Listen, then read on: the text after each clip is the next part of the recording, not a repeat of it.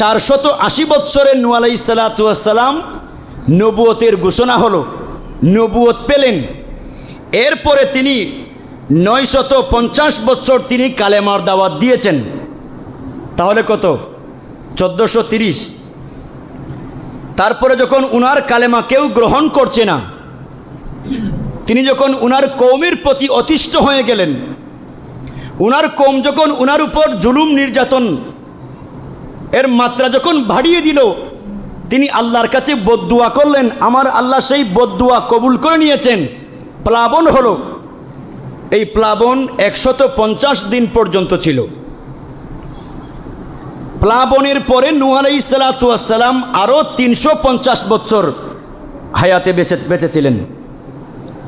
তাহলে মোট আল্লামা ইমাদউদ্দিন ইবনে কাসির রহমাতুল্লাহি তাআলা আলাইহি আল বেদায়া ওয়ান নেহায়ার প্রথম খণ্ড 274 নম্বর পৃষ্ঠার মধ্যে লিখেছেন, হযরত ইবনে আব্বাস রাদিয়াল্লাহু তাআলা আনহুর রেফারেন্সে তিনি বললেন যে নূহ আলাইহিস সালাতু ওয়াস সালামের মূল হায়াত ছিল 1780 বছর।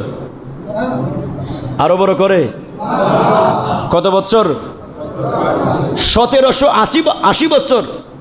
450 বছরে উনি নবুয়ত পেলেন, নবুয়তের ঘোষণা হলো। 950 বছর তিনি দাওয়াত দিলেন। এরপরে প্লাবন হলো। প্লাবনের পরে তিনি আরও 300 বছর, মোট 1780 বছর নবী নূহ আলাইহিস সালাতু ওয়াস সালাম এই পৃথিবীর বুকে হায়াতে বেঁচেছিলেন।